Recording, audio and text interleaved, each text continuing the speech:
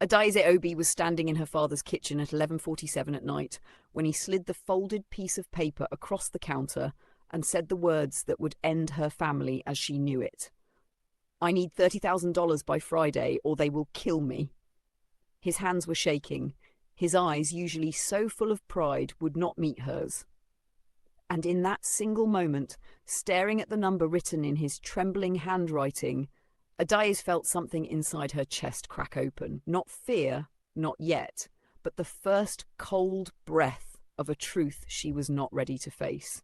She said no, and by morning, every single member of her family would be gone. If you are watching this story right now, wherever you are in the world, take a moment to type your city in the comments below, hit that subscribe button, and give this video a like before we continue. Because what happened to the Obi family over the next 72 hours is something you will be thinking about long after this video ends. Adaeze was 34 years old, a nurse in Houston, Texas, the kind of woman who had built her entire life brick by brick with nobody's help but her own two hands. She had left Enugu, Nigeria at 19 with a suitcase and a scholarship, and she had not looked back since, not because she didn't love her family, but because loving them from a distance had always felt safer than loving them up close.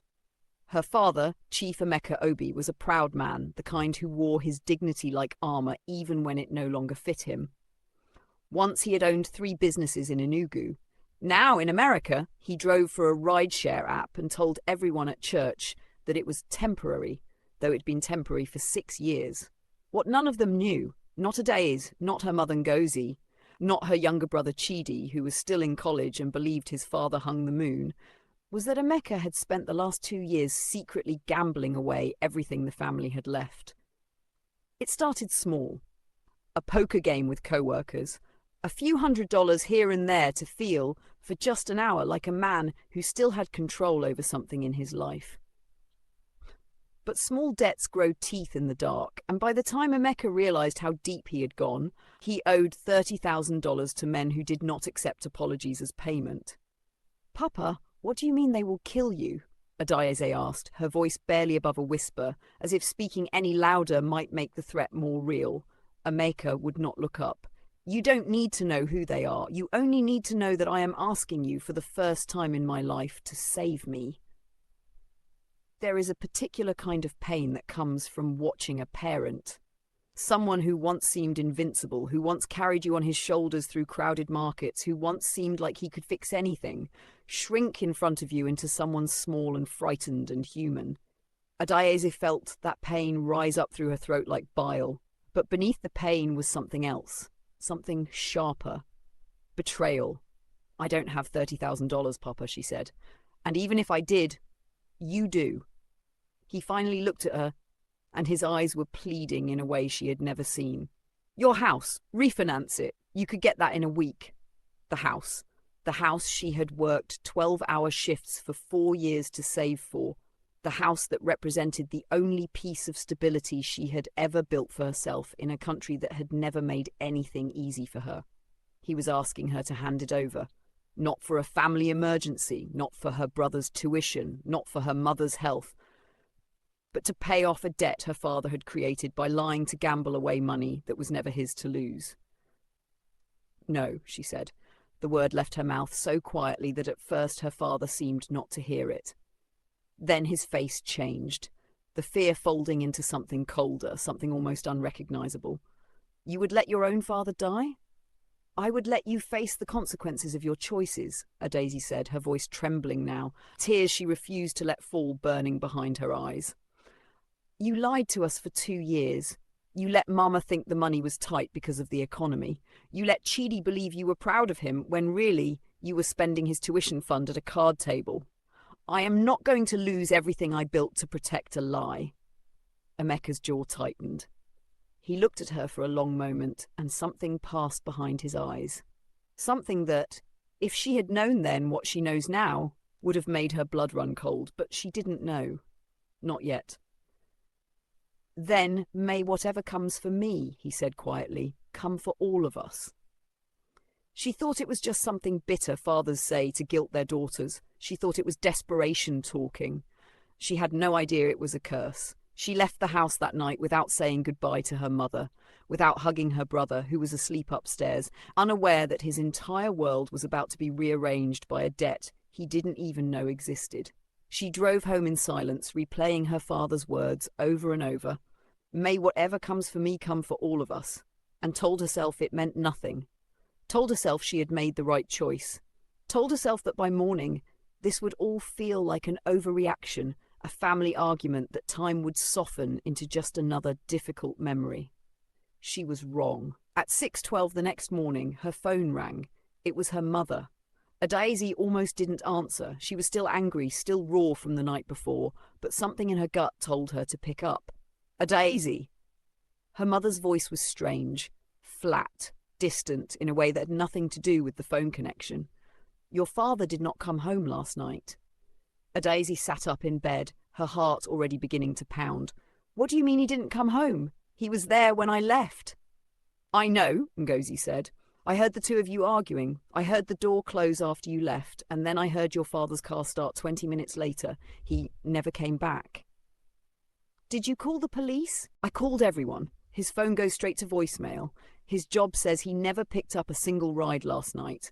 Adaeze, her mother's voice cracked, and in that crack, Adaeze heard 40 years of a woman who had learned to hold herself together no matter what life threw at her, now finally breaking.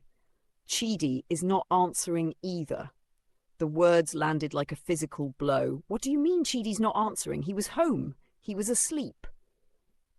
His bed is empty.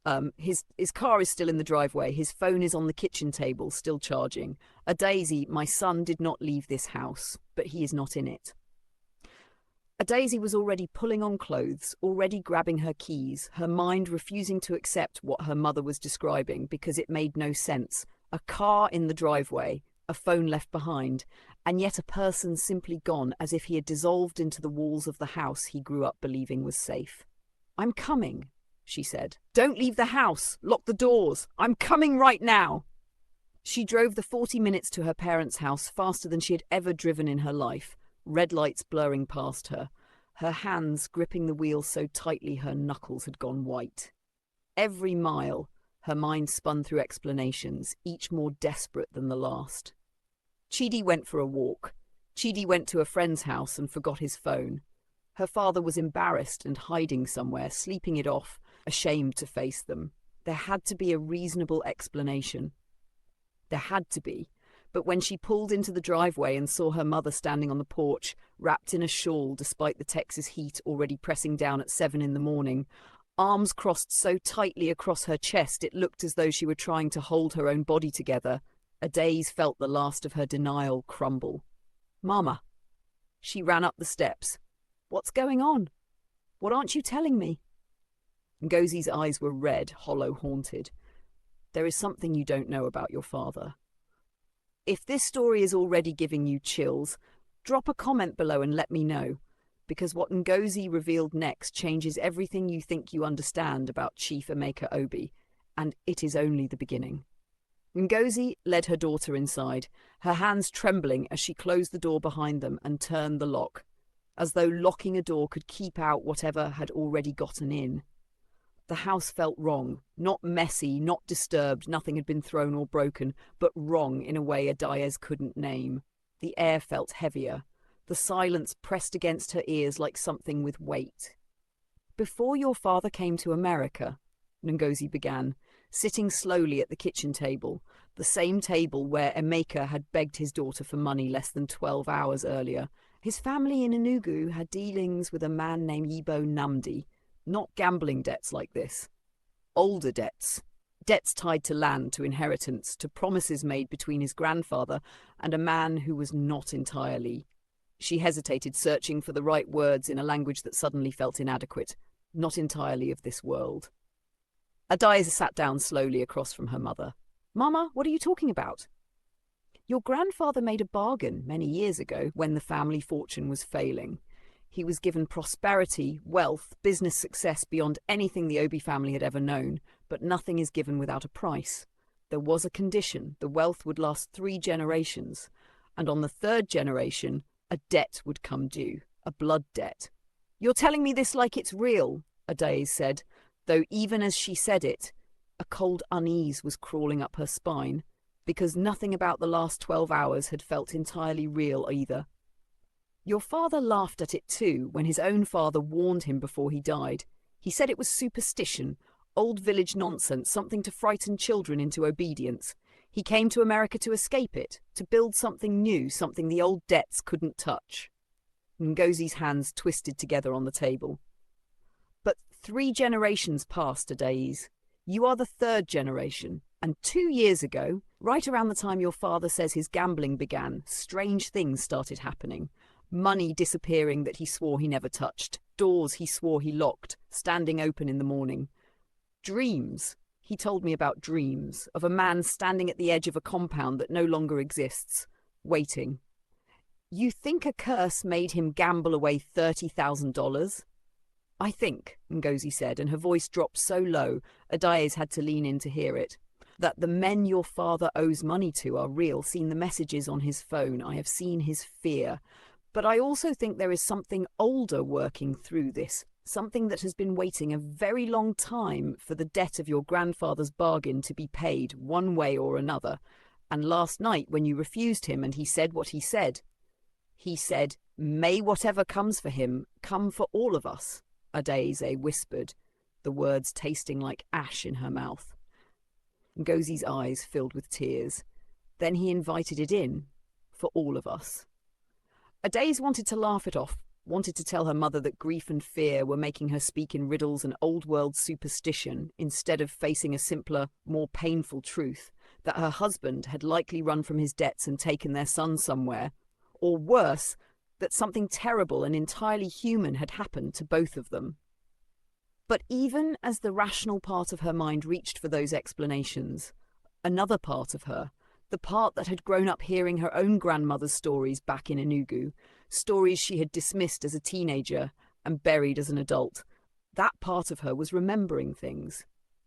A great-aunt who spoke of the Obi family's burden, a framed photograph in her grandfather's old house of a compound with a well at its centre, a well the family never used, never spoke of, never let children near. "Where is this well?" Adaeze asked suddenly. Her mother went very still. "What well?" "Grandfather's compound. There was a well. I remember seeing it in pictures when I was small, and I remember Grandma pulling me away from the photo album whenever I asked about it." Ngozi's face drained of colour. "How do you remember that? You were 4 years old the last time you visited Enugu, before your grandfather died."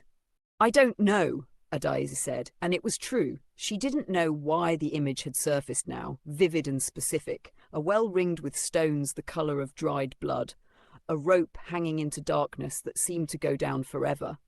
"But Mama, I think we need to find out what happened at that well, because I don't think Papa and Chidi just left. I think something took them, and I think it's going to come back for the rest of us unless we understand what we're actually dealing with."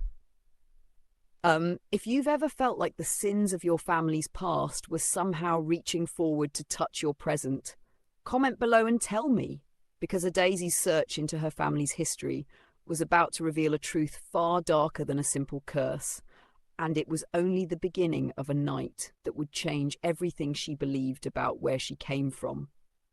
Adaeze spent the next several hours making calls to Enugu, to relatives she hadn't spoken to in years, to her father's older sister, Auntie Chioma, who still lived close to the family's ancestral land. The conversation, conducted in broken English and rapid Igbo across a bad connection, left Adaeze more frightened than before it began. "Your grandfather did not simply prosper," Auntie Chioma said, her voice low even across thousands of miles, as though she feared being overheard by something closer than the phone line. "He prospered because he gave something up. Not money, not land. He gave a promise that when the 3rd generation came, the wealth would return to where it came from, one way or another. Either the family repays the debt in full, with interest the world does not count in dollars, or the debt takes what it is owed in flesh." "In flesh," Adaeze repeated, the words hollow in her mouth. "Your father knew this, Adaeze. He knew it before he ever set foot in America. He thought that if he never spoke of it, never acknowledged it, it would forget him. Foolish man." There was real grief in Auntie Chioma's voice now. grief and something that sounded almost like guilt. "I should have told you sooner. I should have told you before you refused him money last night." Adaeze's blood went cold. "How do you know about last night?"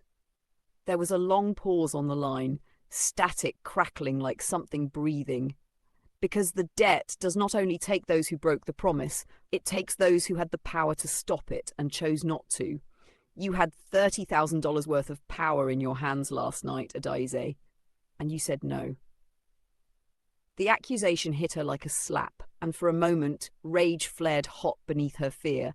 Rage at her father for putting her in this position, rage at her aunt for laying this at her feet, rage at a superstition that seemed determined to make his failures her fault. But underneath the rage was something worse. The creeping, undeniable sense that her aunt was not speaking in metaphor, that somewhere between the gambling debt and the ancient bargain, the two things had become the same debt, wearing two different faces. "What do I do?" Adaeze finally asked, her voice small in a way she hated. "How do I get them back?" "There is a way," Auntie Chioma said slowly, "but it will cost you more than $30,000. It will cost you something you cannot put a number on. Are you prepared to hear it? If your heart is racing right now the way mine was writing this, hit that like button and let me know in the comments, because what Auntie Chioma told Adaeze next was the emotional turning point of this entire story, and nothing about the Obi family would ever be the same again. Auntie Chioma explained that the well in the old compound was not merely symbolic. It was, in the old stories, passed down through generations of Obi women, a threshold, a place where the boundary between what could be seen and what could not grew thin enough to pass through. When Chief Emeka's grandfather made his bargain decades ago, it was at that well that the agreement was sealed, blood and water mixed together beneath a moon that, according to family legend, had turned the colour of rust that night. And it was to that well, or to something connected to it across the vast distance between Nigeria and Texas, that the debt would eventually return to collect what it was owed. "But Auntie, we're in America," Adaeze said. "The well is thousands of miles away. How could it possibly?" "Distance means nothing to a debt that old," Auntie Chioma said. "Blood carries the promise wherever it goes. Your father carried it to America inside himself, the same way he carried his eyes, his laugh, his stubbornness, and he passed it to you and your brother the same way, whether any of you wanted it or not." Adaeze's throat tightened as she thought of Chidi. Sweet, naive Chidi, who had never done anything to deserve being pulled into a debt that predated his birth by decades. "Tell me how to stop it. Tell me how to get them back." "There are three things the old stories say can satisfy a blood debt before it takes everything," Auntie Chioma said. "A confession of the truth, spoken aloud by the one who broke the promise, a sacrifice freely given by the family, not taken by force, and a reckoning someone who was wronged by the debt must choose of their own will to forgive the one who caused it, even knowing everything they now know." "That's it? That's all?" "That is everything, Adaeze. Confession, sacrifice, forgiveness. And you have only until the next sunrise to offer all three, or the debt will consider itself unpaid and it will take the last of what remains." "The last of what remains?" Adaeze repeated numbly. "You mean me and Mama." "I mean whoever is left standing when the sun comes up," Auntie Chioma said. "Adaeze, listen to me carefully, because I am only going to say this once. Your father is not dead. Not yet. Wherever he and Chidi are now, they are being held, not destroyed. The debt does not work quickly. It savours what it is owed. You still have time, but you must act before dawn, and you must be willing to give something you do not want to give." Adaeze looked across the kitchen at her mother, who had been listening in silence, her face a mask of terror and hope, fighting for the same space.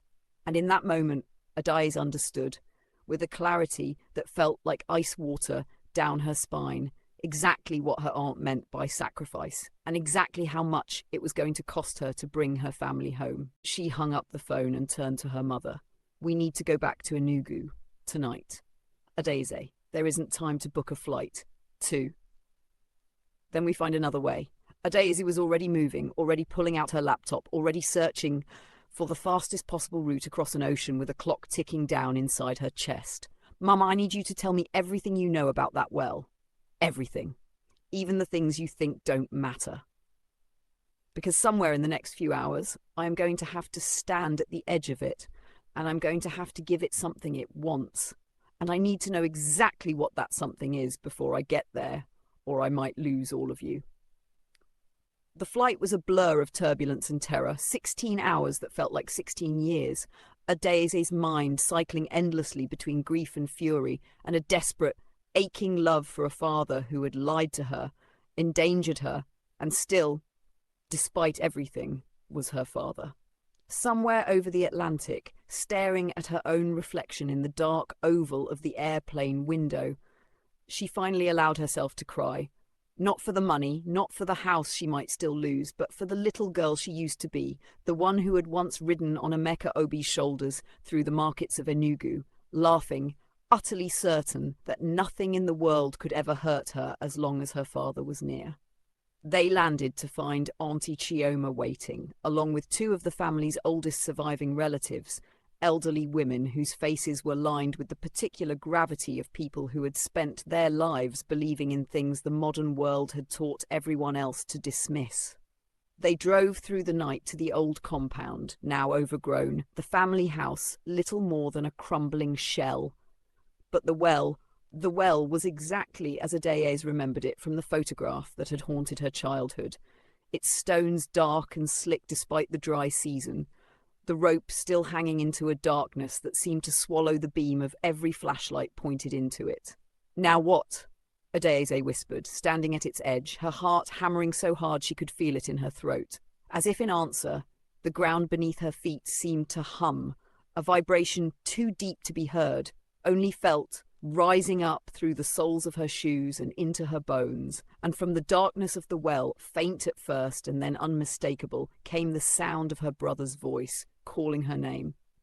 If this story is keeping you on the edge of your seat, make sure you're subscribed, because what happened next at that well was the moment that changed everything, and I promise you did not see this twist coming.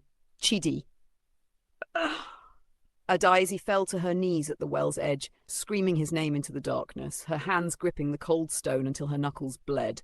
"Chidi, I'm here, hold on!" "Adaeze!" His voice was faint, distorted, as though travelling not just through distance, but through something else entirely. "Adaeze, don't listen to them. Don't give them anything. Papa lied. Papa lied about everything." And then, from somewhere deeper in the dark, a second voice. Older, weaker, but unmistakably her father's. "Adaeze, my daughter, I'm so sorry." Auntie Chioma gripped her shoulder. "Now, Adaeze, the confession must come from him. Ask him to speak the truth, all of it, or none of this will work." Adaeze leaned over the well's edge, tears streaming freely now, her voice raw. "Papa, tell me the truth. All of it. Right now. Why did you really gamble away that money? It wasn't just desperation, was it?" There was a long silence, filled only by the strange, low hum of the earth beneath them. And then her father's voice came again, smaller than she had ever heard it, stripped of all its pride. "I knew about the debt my whole life. I knew what my father owed. And I thought if I lost everything on my own terms, gambled it away myself, spent it on nothing, wasted it completely, I thought maybe the debt would have nothing left to collect. I thought I could cheat it by destroying the wealth before it could be taken from me. I was trying to protect you and your brother by making sure there was nothing left worth taking." His voice broke. "I was wrong. It never wanted the money, Adaeze. It wanted the promise kept, and I broke it out of fear. And now it wants to take the two of you as payment for my cowardice." The confession hung in the humid night air, and Adaeze felt something shift beneath her. Not just in the ground, but in her own chest, a lifetime of resentment toward her father, reorganizing itself around this new, devastating truth.